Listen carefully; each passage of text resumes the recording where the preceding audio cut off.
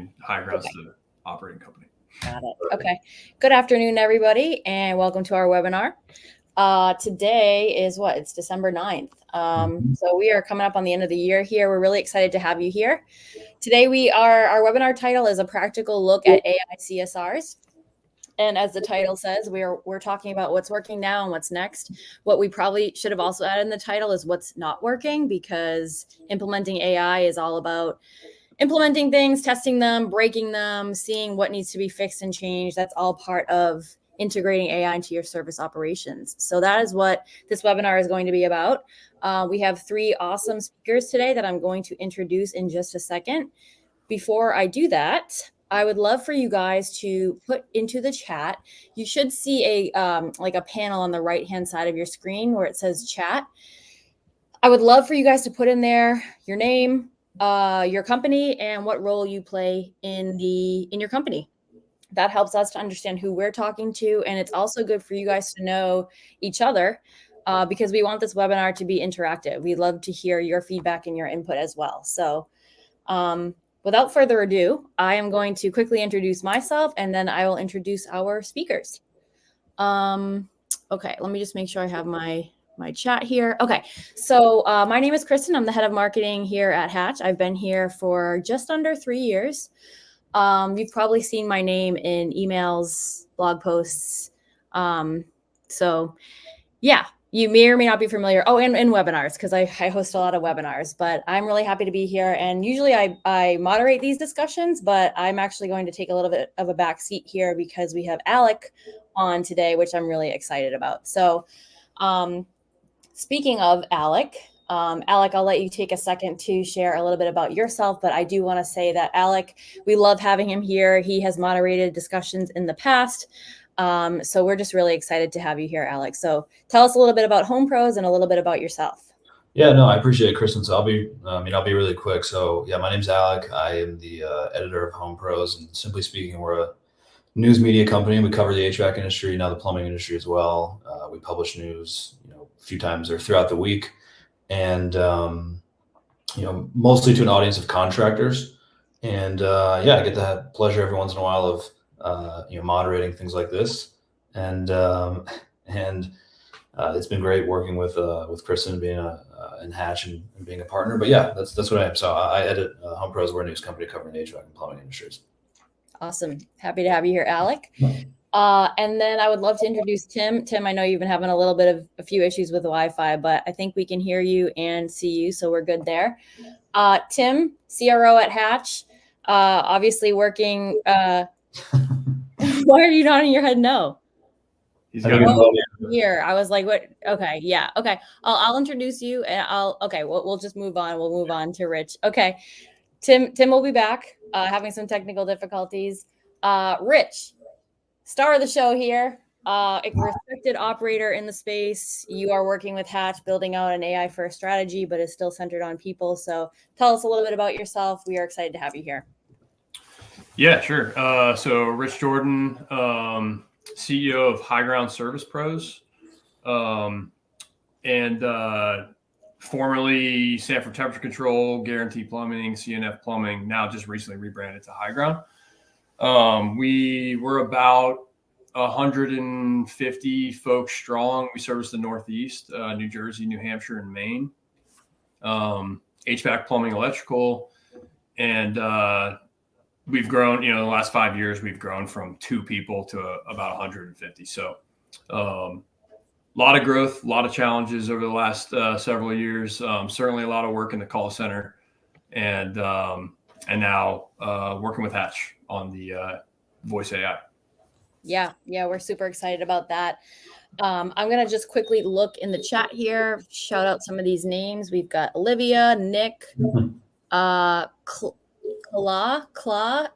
Let us know how you pronounce that, Kla.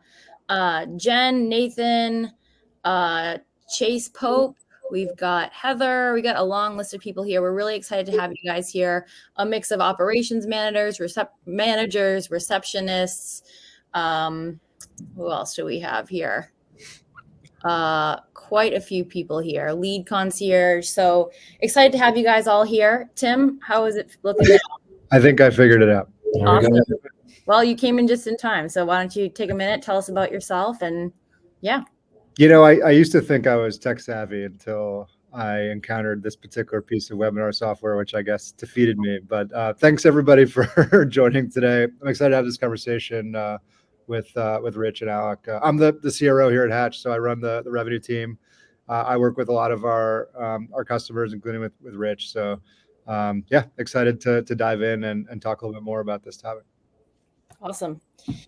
So I'm going to let Alec take it away, but I am going to just share a few high-level themes that we'll probably be covering today. Well, not probably, but definitely. But we may meander and branch in and out.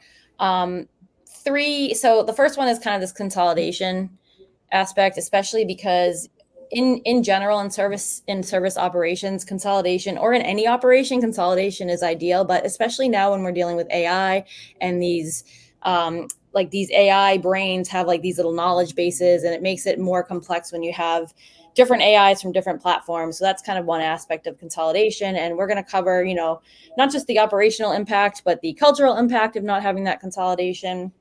We're going to talk about this culture of like AI first, but people centered, and what that exactly means. And then most importantly, we're really going to be diving into the practicality of what does it look like to actually integrate AI into your service operations.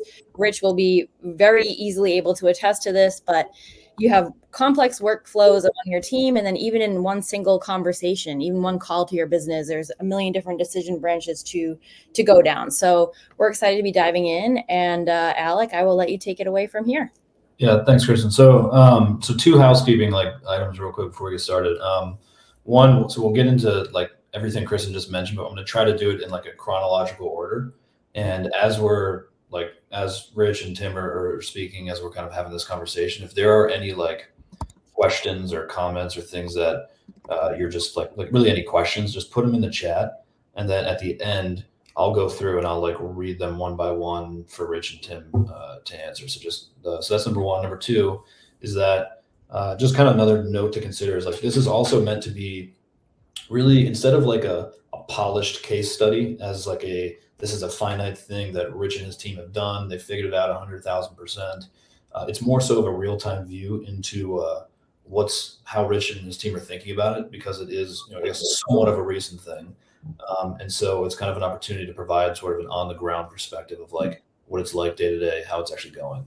And so those are my two housekeeping. So let's get right into it.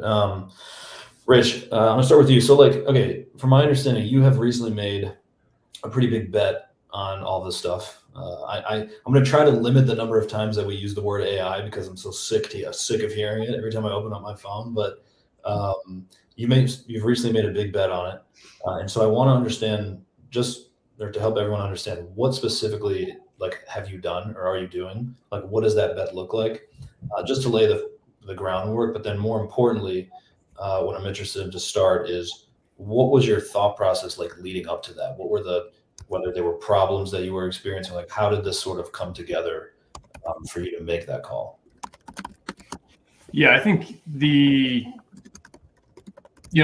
one of the challenges with a growing company is that your CSR headcount grows linearly with your growth, right? So if you grow 30x, you need, something like 30 times the amount of CSRs.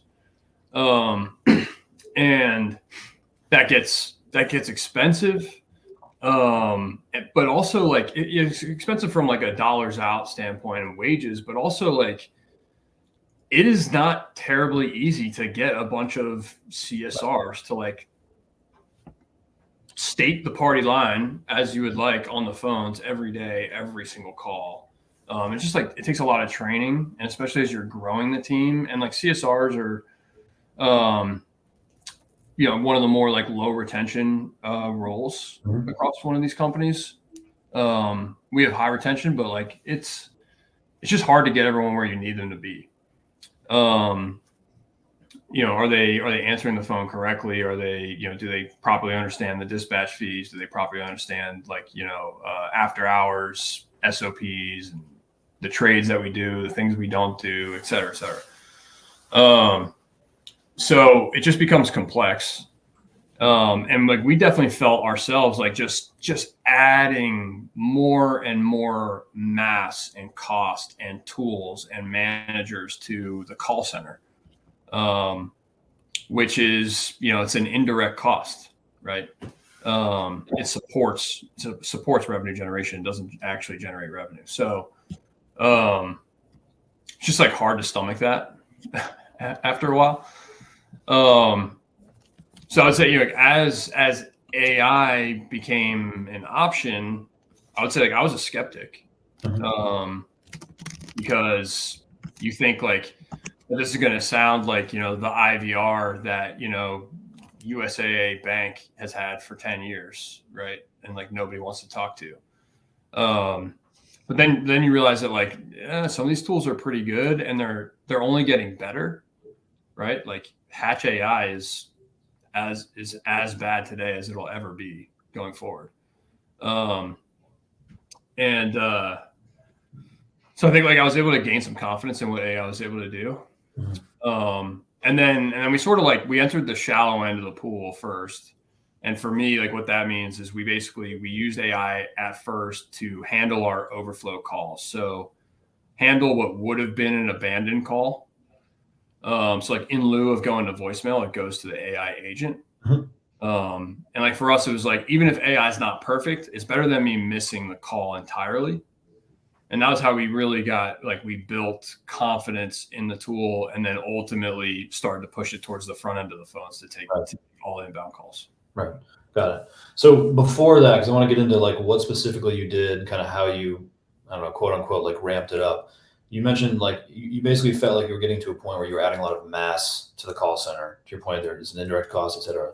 How did you think about though, from a timing standpoint of like when before you got into all the specifics and you decided, here's what I'm going to do, here's how we're going to roll it out, when you were just thinking at a high level of like making this, like leaning and going in this direction in the first place, was there a certain point that you got to that you were able to like, that you defined by either a number or a certain number of people to where you felt like I don't want to add any more mass beyond this, and this is what's caused me to start thinking about this?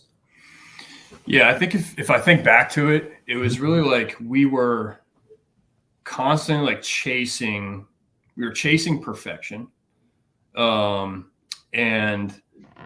adding more CSRs. Really, like the one metric that we were chasing down was our abandoned call rate. Okay. So like we were trying to work our abandoned call rate down south of 5% of calls. And we were like really struggling to get it below like 10, 12%. Even though I was adding more CSRs to the team to try to make sure we were, always available. But it's also like you have human error and like, someone steps away from their computer, someone's, doing some administrative task, or a manager's talking to them or whatever. And we were really struggling to get it below 10%, even though we were adding costs to the call center.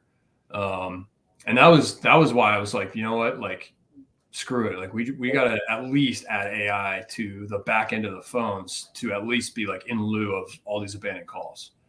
So at least that 10% of calls or 12% of calls, I can have those go to AI, and AI is capable of booking the job, and we're not going to lose the lead. That was really that was my trigger. Got it. Tim, so I have a follow-up to that, Rich, but Tim, you look like you want to chime in.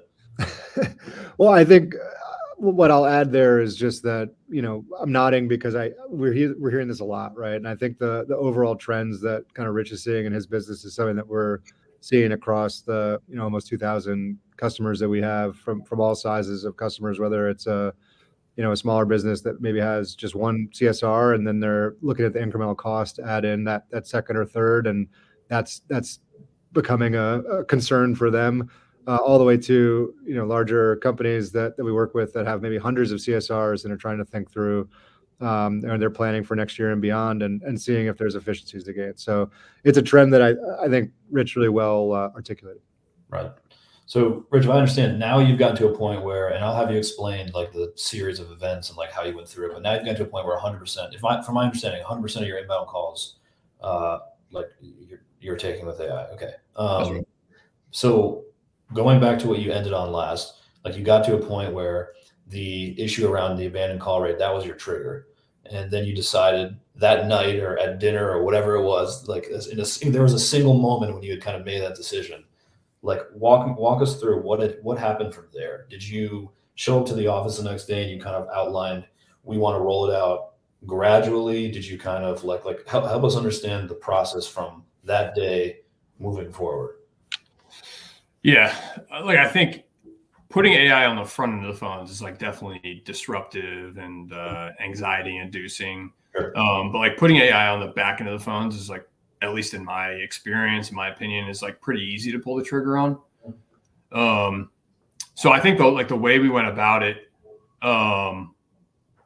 made it easier for us to roll into it. So we generally just kind of like, we move with speed, we break shit. So that's kind of what we did here. We rolled out the voice AI on the back end of the phones and monitored it. Mm-hmm. So like, especially in those early days when we were still building confidence in the capability, we basically, like, as you know, like my CSRs have a little bit more time now, my managers did because of the AI helping out. So we were just like monitoring all of those calls, which we were doing already. We're always looking at the calls we missed and trying to call them back and all this stuff, right? So now instead of having to call them back, we're just making sure, like, did AI book this correctly? Mm-hmm. Did AI like hallucinate on the phones, like whatever it is? And then we're trying to just kind of whack-a-mole these issues down. But that's generally how we approached it. So you start, when you just to clarify real quick, when you say you started on the back end of the phone, can you elaborate on that? Yeah, that's me talking about like putting it in like in lieu of it rolling to voicemail. It rolls to AI. So we were doing like I'm trying to remember because this was like in the summer, mm-hmm. really. We would basically, I think we had it set up so that, it was routing to the call center. No issue, no change there. And then if it rang for, I think 15, maybe 20 seconds without being answered by a human, it was just going to go to voicemail or to AI. And that's how we ran it initially. So it was like we had a cutoff, our human call center has, 20 seconds to pick up the phone. If they don't, it goes to the AI, mm-hmm. AI agent. Got it.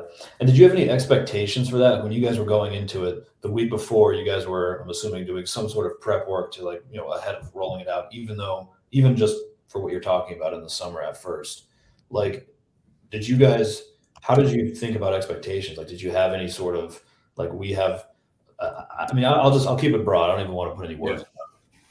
Well, I think the one thing you realize is, and this is true of like onboarding new CSRs and stuff too, because that's essentially what you're doing, right? You're onboarding a new CSR, just happens to be a voice AI agent. Mm-hmm. So like you have to have like all of your decision making and SOPs and all that stuff like codified, so that you can feed that to the agent. So things like, here's what we do and what we don't do. Here are the zip codes we do go to and don't go to. Here are our business hours. Here's our dispatch fees. When met with these objections, these are the things that we say. So thankfully for us, like we had kind of done all that prep work already. Like we had like a Notion database that was just like, it was a knowledge base for our call center. Yeah. And we were able to kind of just like push that out or, leverage that to feed the knowledge base for the AI agent. And that helped tremendously. Got it. So we'll move forward now after you did that, what it was like before you decided to go 100%. But Tim, Rich made a comment earlier about capability. Like, initially there was a level of skepticism around just the technology itself. Obviously, as we all know, that's changed. If not, it's changing very fast as we see it every day. Every single day I open up my computer, there's like some new $50 billion data center being built, and there's whatever. Is there anything that you want to speak to as far as the capability, just given your sort of proximity to the technology itself? Yeah. And I can take a kind of step back on our journey in building this. Mm-hmm. So we started to invest in building it last year, about a little over a year ago, in 2024, kind of the end of the year. And the reason why we started then was we felt like the technology wasn't really capable prior to that point, based on, and I'll avoid some of the nitty gritty on the technical side, but just based on some of the OpenAI type models that were available at that time. And then, last year it started to be clear that there was much more sort of capability from an AI perspective, and some of the infrastructure providers that we're leveraging today. And so we started to aggressively invest in building it out. And I think it took, just to be transparent, some time, a good 6 months between the beginning of this year and into the summer period to really get the product in to be a great product and in good shape. And obviously we're not alone in this. There are other companies that are working on this too, and I think a lot of them would probably agree if you were to ask them that kind of timeline is similar. And so now we're at a point where the capabilities are, at the point where you can apply all calls, the frontline to AI, and it's good enough to be able to handle it, with a high degree of success. So we can talk about those metrics that we look at in a minute. And then I loved Rich's comment, which is like, today is the worst it's going to be. I really agree with that. And I believe that to be true. If you look at the pace of sort of where this is going, and some of the infrastructure providers that we're relying on to build on top of, they're getting better every day. And then we're getting better every day as a result of that. So it's exciting to see the trajectory looking ahead to next year. And I think it's going to get, even better and more capable as we head into 26. Right. So Rich, you had started, quote unquote, on the back end, like you had mentioned.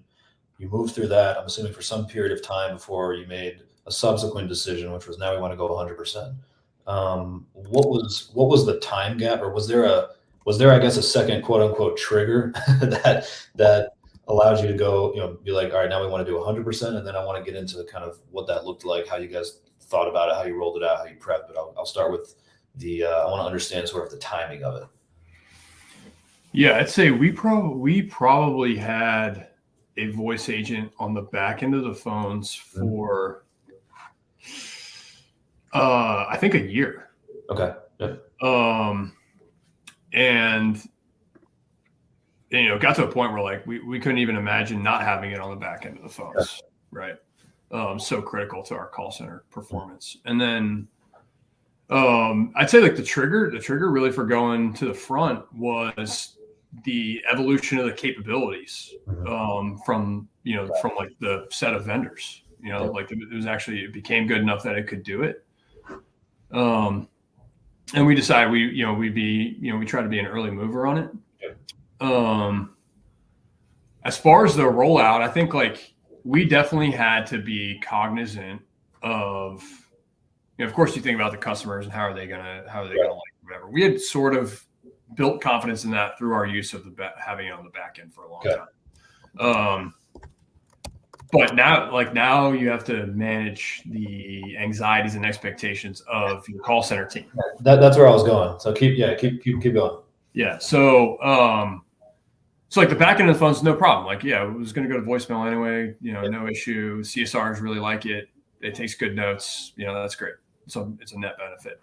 Putting it on the front line is like, whoa, this isn't cool. You know what I mean? I've been reading about this in the news for 2 years, and now it's finally coming from my job.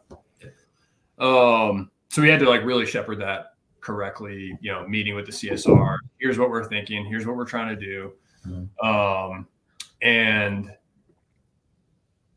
really like give them a little bit of a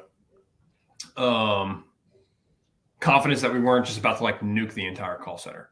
Right. And the reality is like, and this is exactly how we explained to them. It was like, we can't do that. Like, we need you guys, like, escalations from the voice agent, nuanced conversations, all of the sort of like cleanup on the back end of bookings and all these different administrative and coordination tasks that we still have to get done. Like all that stuff requires you guys, and it requires like good CSRs. Right. And like, we would really prefer to have a small team of elite CSRs that have been trained and built the team for a long time, which means you guys, as opposed to like having to continue to onboard more and more CSRs and just having this enormous team and probably like quality across that team being diminished. So that was how we explained it to them. And like, that's how it's worked out. So we have reduced headcount in the call center to an extent. Like we've reduced headcount 36%. But now like some of those CSRs, like, the reduction of that 36%, like some of them have been promoted. Some of them have been like cross-trained into service coordinator, install coordinator, dispatcher, like those kind of roles. And then a few of them, like the lowest performers of the team, a few of them have been cut and not replaced. Sure. Which honestly, like, that's just, it's the law of the jungle. It's just the way it is. So, so the way we pitched it to the team early on, it was well received. And it's played out exactly like we pitched it. Right. So real quick before can you give like an example of just the day-to-day workflow? I know that that's a very nuanced question because, based on the type of call or kind of what the situation is, but like generally, can you help us understand the workflow now? So you picked a day, you switched, there was a day where 100% of those inbound calls started getting answered by the agent. Obviously you still have the team less 36% or whatever. Help us understand the workflow day to day and like when a call comes in. Yeah. So initially we, obviously it is a big change, and now every single one of my customers and vendors is going to this AI agent. So we want to make sure it's right. Right. It was a little bit easier to like stomach little hallucinations or whatever when it was on the back end of the phone, in lieu of voicemail, less so on the front end. So initially, like we would pick, we picked 1 day a week where like all the CSRs would kind of come hands off the phones. You'd run through the AI agent, and the entire call center team was basically like smothering this thing with oversight. So like looking at every job booking, looking at every non-booked lead, everything, and calling people back, whatever we have to do, making adjustments to the knowledge base, and just like very hands-on. 1 day a week. We were doing Thursdays every week. And then we rolled that to like 2 days a week. And then ultimately now it's 5 days a week. And yeah, so generally, like a call comes in, it comes into Service Titan, right? All of our phones, like the first thing they touch is Service Titan. Service Titan has a forwarding number in there for every different campaign phone number. You have that forwarding number now goes to the AI agent instead of to like my dial pad call center. It goes to the AI agent. AI agent can, handle all sorts of questions. It can book the job. It books the job straight into Service Titan. And if it needs to escalate it to a human, it's basically forwarding the phone call to my dial pad call center. We can answer the phone, and the way Hatch does it, which I think is better than a lot of Hatch's competitors, is it's also providing like on-screen summary to the CSR of like what's been discussed already. Like you call a bank or Geico Insurance or something, and like they pass you along, and like now you have to explain your issue to the next person. Hatch allows you to like have that like heads up display. Here's what's been discussed already. You can pick up the phone. You already have the context, which just makes it a little bit better for the customer and for the CSR.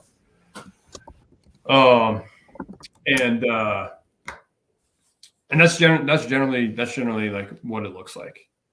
We did run into like one frustration that we've heard from customers, especially early on, is we put the agent on the front end, and then if the customer says like, hey, I'd really like to talk to a human, and the agent escalates to a human, and then if my call center doesn't pick up for whatever reason, I also have the AI agent on the back end.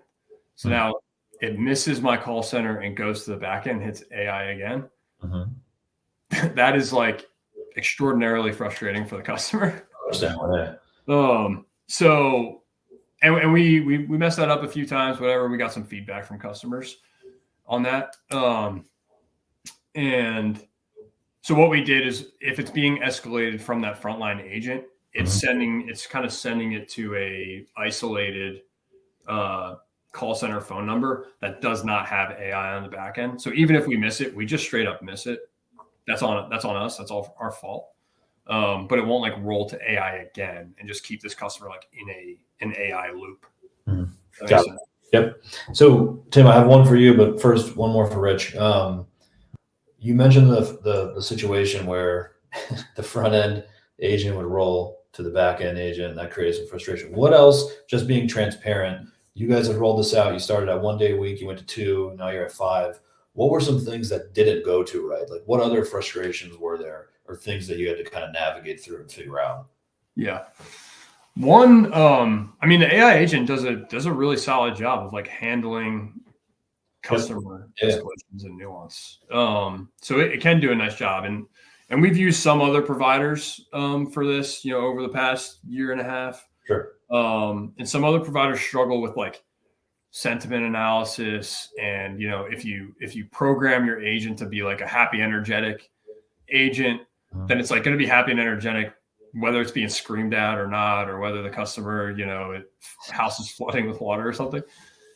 Hatch is able to do that basic sentiment analysis and kind of pivot on the phone, which we really appreciate and we've struggled with in the past. The one kind of like funny anecdote that we've had trouble with, my 2 markets are like New England and New Jersey. Where the bot will kind of get tripped up is if you cut it off. So like if it's answering your question and you just rapidly cut it off, like it's gonna almost like bind the gears a little bit for a second. Unsurprisingly, like my New Jersey customer base cuts off the agent way more frequently than my customer base. It's just, I was born and raised in New Jersey. As a New Yorker, I know exactly what you're talking about. Right. One thing I want to, so you mentioned, okay, so a part of this too, especially when you're having conversations before you flip the switch, basically, even though it was once a week to start, is just obviously this kind of fear, dilemma around, is it going to take my job? The reality is in some cases, yes, but like kind of how do you think about that? How do you have those conversations internally? You'd said that what a certain percentage of those CSRs had done now, or is they're basically in new roles, or they're doing other things. Can you clarify like what specifically those roles are, and then now what the team structure looks like? Yeah, sure. So some of those CSRs now are they become backup dispatchers. Others are like focused on like equipment registrations and inspection coordination, like all this like very just annoying like things that are required of this trade, right? Like all the little like administrative communication heavy things that are required. So a lot of them have moved on to roles like that, or they're more able to like dual hat. So they can still be a CSR on the team. And in many cases, this is the case for us, is like they're still available as a CSR, and like CSR is their title. And they're available to like pick up that overflow or like escalations from the bot. But they can spend 2/3 of their day now chopping down administrative tasks for the company. So we're able to get like more leverage from that team than we had prior. Right. Got it. Tim, I'm going to try to keep this, or without getting into the technical weeds, there is an element of this entire conversation, which is for an agent that's now on the front lines, in Rich's case is 100% of inbound calls 5 days a week, of like how the agent itself is like programmed, like how does it speak, how does it respond to things. There's like, and so I imagine that a part of that conversation and a part of this whole piece to the pie is keeping it consistent, like having some degree of maintaining an on-brand message, like, you don't want to, sounding human versus robotic, like again, without getting too technical, like how do you guys think about that? And maybe even speak to just the technology in general, not even just Hatch's case, but like how should the contractors be thinking about that? Yeah, and I think there's 2 parts to the question, so I'll kind of touch on both.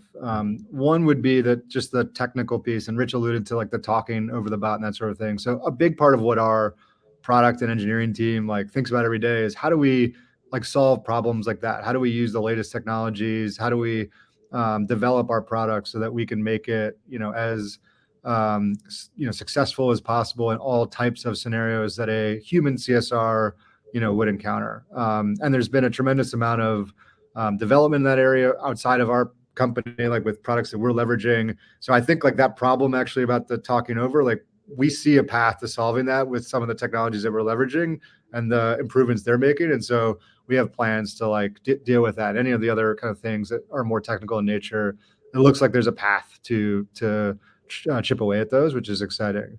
I think the second piece that you mentioned is, how do we tailor this to your specific business? And I want to give Rich and his team some kudos there. They are, of all the folks we work with, are some of the most prepared and meticulous and diligent folks that I've seen and had a chance and pleasure to work with.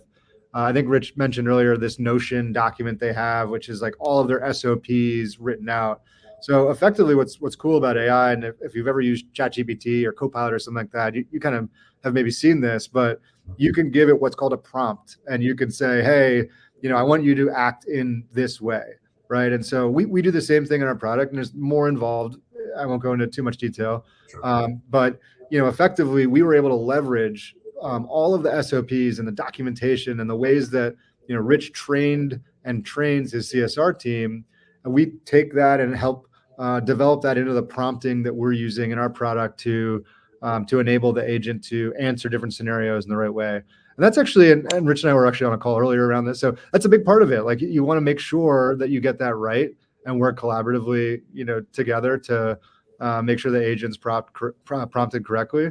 But it's something that, we spend a lot of time on, and folks like Rich make our lives a little bit easier when they have like all that good stuff available for us to leverage. I think, and like, just to hop in on that, like that is my, like, at least for me personally, that is my favorite feature of Hatch compared to the rest of the field, is that a lot of these voice AI tools, like they're just kind of a black box. And, you have your account rep that you send an email to or whatever, and you're like, hey, like the bot hallucinated, said this weird thing, screwed up my booking hours, whatever. Like, can we fix this? They're going in and they're changing some sort of prompt or whatever to fix that. In Hatch's like user interface, like you can see the knowledge base, you can edit it yourself, upload new documents to it and stuff. Like for me, like that was a big decision maker for me. I was like, that is what I wanted for a year. And like, I really enjoy that. We have the ability to like see something on the phone, make an edit to the knowledge base, and see the change on the next phone call. I really enjoy that. Yeah. So this is kind of a one big question, but there are two halves to it. So I'll go one by one. Rich, the first one is, so since you've done this, now you're at 5 days a week and remind me, how long has it been since you went to 5 days a week? That's been since August. August. Okay. So a few months or however long. Maybe September for 5 days a week, but okay. Yeah. I'm curious about, to start, this is the first part of it. I'm curious about really like the feedback side of it. And that's both from an internal standpoint and then from a customer standpoint. So help me understand, now that the team is basically structured how it is internally, what the culture impact has been, like how they've responded to it, and then also on the customer side. Yeah, it took a lot of work on everyone's part to like get it up and running on the front end. Mm-hmm. So like there was a little bit of there was some task saturation up front. What do you mean by that? Well, like my CSRs are still very much accountable, responsible for answering the phone, and now they also have to like monitor this agent and do some cleanup. Yeah. For improper bookings or wrong job type or whatever. That was for a short period of time. Now I think like if I was to tell them like, hey guys, congratulations, like voice AI is gone as of next Monday, they'd probably riot. So because it's taken a lot of burden off of them, and allowed them to just like focus on the things that actually require their attention. Because it's cut our call volume. It's cut our call volume to the humans down by like 3/4. Yeah. So that's been big. On the on the external side, like the customer side, and like the caveat being like, I only have the visibility into that I have. Sure. Right? But like what we can say is that we've gotten no 1-star reviews on Google related to the AI agent, not a single one. We have, we occasionally do get customers complaining about it, but it's what we find is that it's usually just part of a larger issue, right? Like we screwed up a service call, they didn't like how my technician handled something in the home or whatever. Now they're calling and talking to the manager and they're like, yeah, and that friggin' AI agent, blah, blah, you know what I mean? It's like, all right, that's not what you're upset about. Now you're kind of just like throwing shit at the wall. Like I got it. But we haven't had anyone like solely complain about the AI agent for what it's worth. Now, are people booking calls? They're kind of annoyed and they don't say anything. Maybe. Mm-hmm. But I have nothing to tell me that that's happening. And I'd say like if you wanted to like, I feel like a decent proxy for like customer tolerance or satisfaction with this would be the booking rate, and our booking rate has remained stable. Mm-hmm. So like I'm looking at all the things that I have the ability to look at, and like it appears that it's being tolerated and it's okay. Right. Yeah. So that actually leads perfectly into the second part, which is kind of the nitty gritty, which is the numbers and metrics and how you're measuring all this stuff. So in the beginning, you had mentioned when you were just doing it on the back end, there was this kind of, you were looking really at abandoned call rates and like how that was trending. Then you put it on the back end. I'm assuming you had some metrics that you were paying attention to. One, when you did that, but then two, when you went to the front end, like, I guess help me understand you could pick, I don't know, 2, 3, whatever you want. Like what really are the core things that you're measuring now, metrics that you're measuring, and then talk to me about how those have trended in one direction or the other since you've gone, I guess we'll say since you've gone 100% on the front end. But if you do want to comment on the back end comment about abandoned call rates, you can do that after, but I'm curious kind of really to now. Yeah. So, I mean, unsurprisingly, our abandoned call rate has cratered, right? In a positive direction. So, and you'd expect it to be 0. Mm-hmm. It's not 0. It's like, it's 2%. Sure. So, and that's generally like people who call, don't stay on the phone for at least 10 seconds, still don't get labeled as spam, but still kind of, they like find this little crack, and that's sort of like where those abandoned calls come from. So it's down to 2%, but we were trying our damnedest and we were at like 10, 12, before we did it. Yep. And that was taking like a lot of our focus trying to work that down. So now it's at 2. So just about every single call is being answered. The other things we look at are like bookable leads versus booked leads, right? So essentially your booking rate on bookable leads. And then we also look at raw booking rate as well, like total inbound calls versus amount of booked leads. Yeah. And I think like this was surprising to me before I started tracking this, like a year and a half ago. But what you realize is that like for a human call center, right? Somewhere between like 20 and 25% typically of your total calls are bookable leads. Mm-hmm. So like, what's that mean? It means like you're taking 4 to 5 times the call volume and like having to manage that just to capture the leads that you want. Right.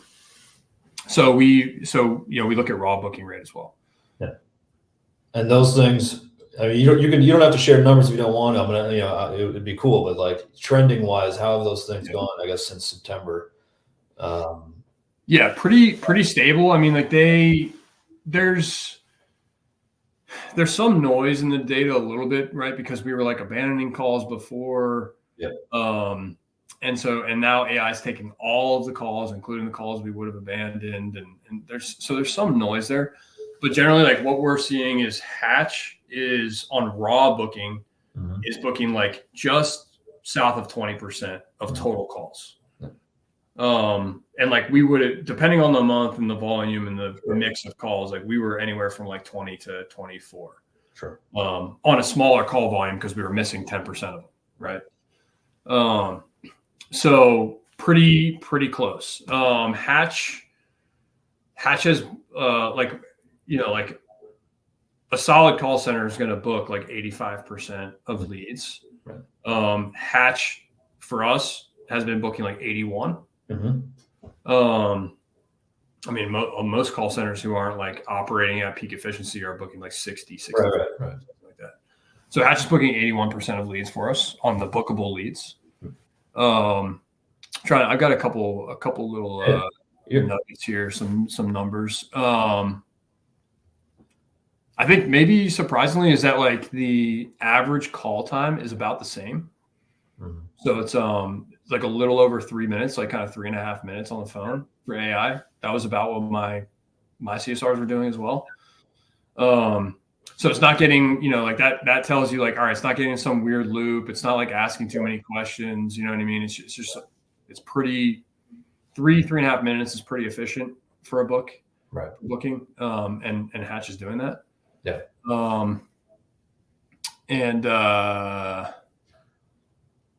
And then it's escalating about 25% of calls. So 1/4 of calls are getting escalated to the call center.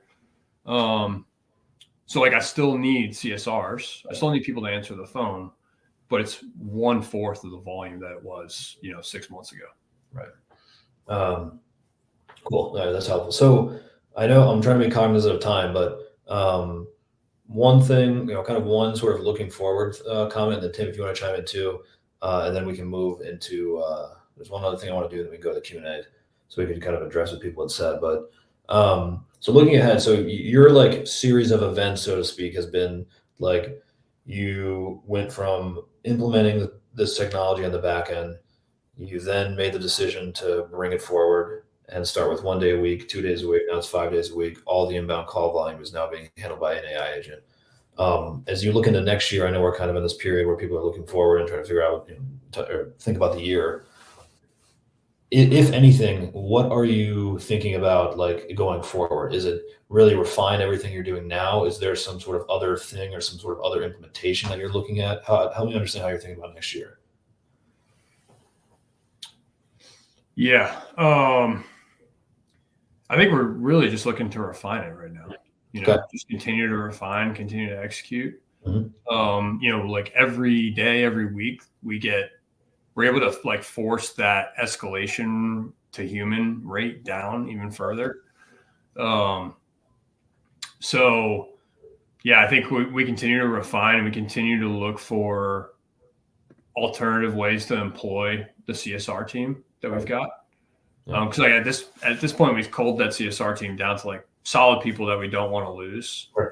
Like we would prefer to keep them on the team. So as we can kind of like pick up, things that are overwhelming other parts of the business, and start to push call center folks who are like have a deep understanding of like the customer journey and what customers struggle with and what customers get upset about. We start to push them into other areas of the business. I think we'll be very happy with that. What's an idea you have? What's one example of that, or one thing you're thinking about with that? Yeah. So like one thing is like purchasing. Purchasing is another area for us where like that like very much is linear growth with the volume of the business. So like we kind of need more folks on the purchasing side. That would be great there. We've already started to like push some CSRs like halftime into like permits, registrations, and install coordination and stuff like that. Those are the areas that are like for us kind of like low hanging fruit, like very obvious to push CSRs into. Got it. Nice. All right. Well, all right. So we want to go into the Q&A. So Tim, so both of you guys, I have one. I want to do 3 very quick rapid fire questions, just 1 sentence answers, and then we can move into it. Tim, Rich, I'll give you guys both the first one, then Rich, just you the second one, and then both of you guys the third one. Does that work? Very well. Okay. All right. So Tim, I'll start with you. Again, I'm doing both of you guys with the first one, but Tim, start with you. One thing that most people or everything have wrong about AI in this context. That it will be perfect and won't have any kind of hiccups. So that's one sentence. I can expand on that. I'll give you my one sentence. Yeah. That's a guy who's onboarded a bunch of clients. You can tell. Right. Set your expectations appropriately. Yeah. Right. Yeah. I think the fact, like, it doesn't have to sound like a bot. It doesn't have to sound like a robot. Yeah. I think that is a common misconception. Got it. And then, all right, so second one, Rich, this is just for you.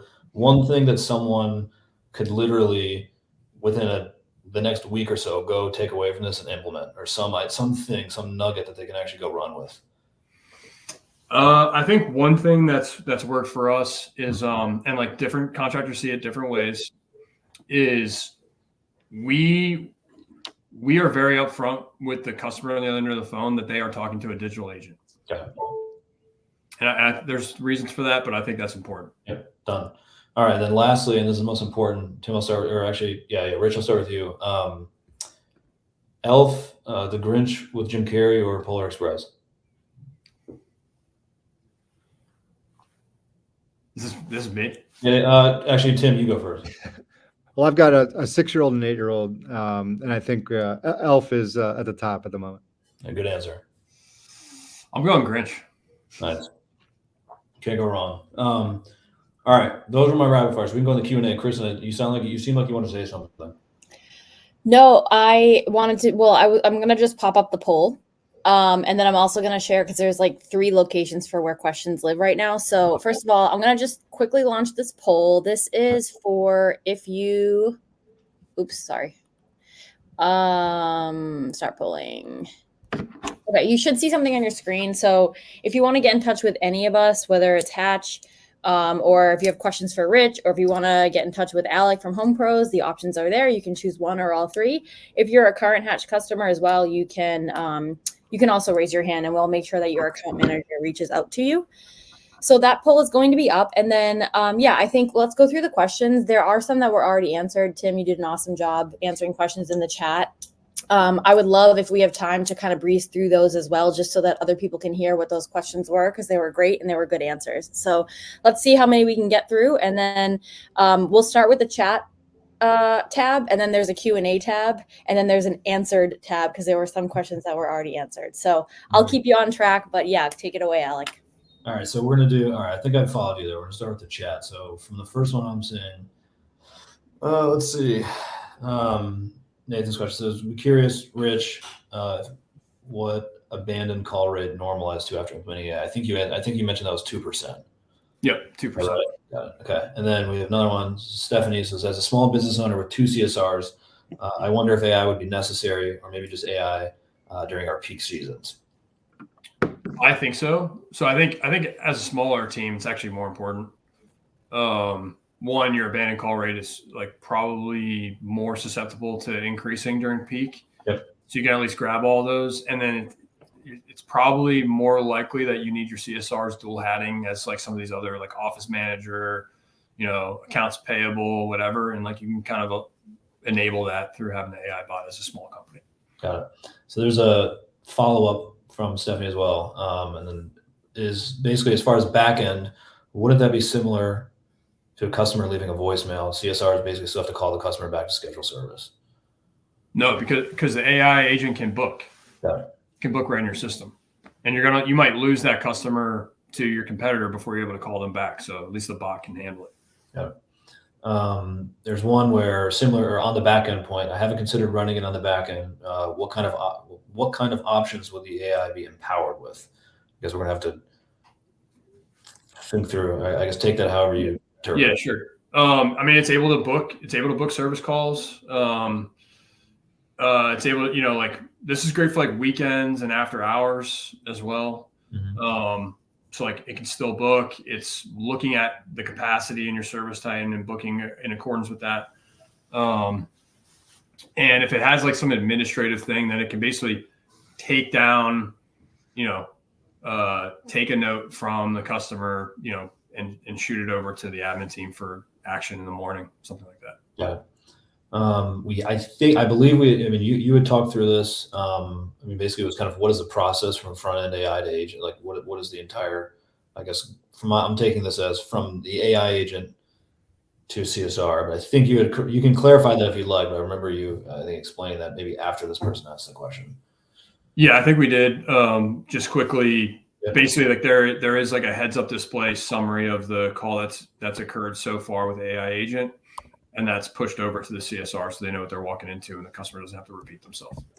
And then there's another one, same person follow up. Are the calls being left unassigned? The agent to move them or move them? No, we created like a Hatch AI employee in Service Titan, so it's able to like show up on the call center scorecard as Hatch AI and like the booking rate and number of calls and all that stuff. Customer feedback, we got through that one. Tim has been banging out these replies while we were talking earlier. Nice. I keep looking at Tim's name. General. So what is the general quote training time that it takes to prepare and launch? So maybe, I guess, yeah, actually, wait, you know what, Tim, you answered that one. Yeah, I answered. So I think, for maybe a smaller business, it could take 2 to 3 weeks, is what we typically see. I think if you have much more operational complexity, it can take longer than that. And it just sort of comes down to, what are those operational complexities? How can we make sure we're handling all the edge cases that we're going to encounter and make sure it's set up, for success to pass to the call center as appropriate. And there was a question in Q&A. I've been answering some of those too. Different territories and regions. So as you get to be a much bigger company, those operational complexities certainly come into play. Yep, got it. And then you mentioned AI, outbound calling later this month. You mentioned that, and then defining bookable leads. I understand you guys have your own definition of bookable leads, kind of in your own. I mean, Rich, if you want to comment on that and how you guys think about that, feel free. Yeah, I mean, no different than I think any contractor would. Is that like, did this person call for service? Yep. And did we book it? Yep. And Hatch is able to kind of ascertain that itself. Got it. And Alec, that was my answer. Just if it wasn't clear, we have a way to basically infer intent. So if it's an intent to book, that's kind of what we are looking at and then defining as bookable. There is some subjectivity to that, I will acknowledge, but sure, it's possible to look at using AI. Got it. Rich, so in terms of savings as a percentage of SG&A costs, what have you seen since moving to 100% inbound? Yeah, I'd say it's that 36% reduction in CSR headcount. Yeah. Got it. Then there's a question, maybe Tim, this one's for you, is kind of just sort of software integrations, different field service management providers. How do you think about that? Does it work with all? I'm assuming you guys have, I know you guys have several partners, but I'll let you take that one. Yeah, so we are most deeply embedded with Service Titan today, just based on their kind of market position and the robustness of their platform. We spent a ton of time getting our product to be great there. That said, we also connect to Jobber. We connect to some of the other platforms as well.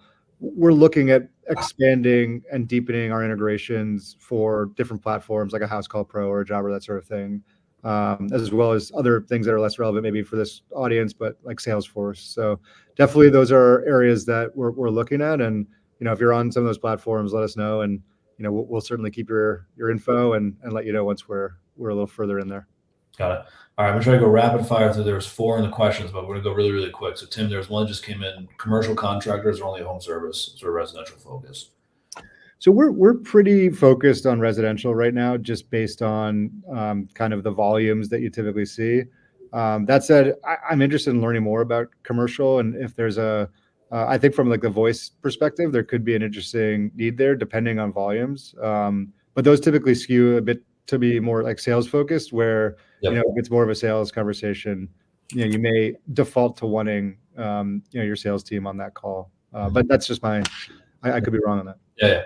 Rich, this was basically, can the agent prioritize certain texts for calls? So if you have a top text, high average tickets, and high priority replacement calls or high priority calls, if you want them to service a call, all else being equal, how do you think about that? We don't use it that way. Like we actually prefer it, and this makes me think that I maybe answered that other guy's question improperly, but we actually prefer to go to unassigned as far as technicians. Mm-hmm. And then we'll use like Dispatch Pro or the dispatchers themselves to move it up. I would defer to Tim. Like I imagine like maybe that is possible to put a call on a specific tag. You know, I don't want to misspeak. Yeah. I'm going to get in trouble with our product team. I'm like 90% sure we can, but don't quote me on that. I'll get an answer 100% one way or the other. Done. All right, we'll do one more. So basically, Rich, just to kind of size up everything or put it into context, one person asked, can you share the average number of calls per week or month? And then were you able to, quote, load test the system for maximum call volume during peak season? That was the question. I mean, we have not load tested it, but my understanding is that it's not going to have any issue, right? It's certainly not going to have more issues with load than my CSRs would. Yep. We answer about 10,000 phone calls a month across the company. Yeah. So we'll do some math. We'll do 2,500 a week. Call it on average. Yeah, there you go. All right. That other one. Let's see. I think we're Chris. I think we made it through for the most part. I think we did. And as a reminder, we will post the recap of this webinar. I'll have a recap, and I know Alec will be doing a recap as well. And I'll include every single question in here as well as the answer. So if your question didn't get answered or called out, we'll make sure that you get taken care of. So Rich, Tim, Alec, really, really appreciate your time. This was a great discussion. I hope everybody got something out of it. And I look forward to doing this again. Yep. Likewise. Thanks everybody. Thanks, Rich. Thanks, Zach. Thanks, Kristen. Thanks. Bye.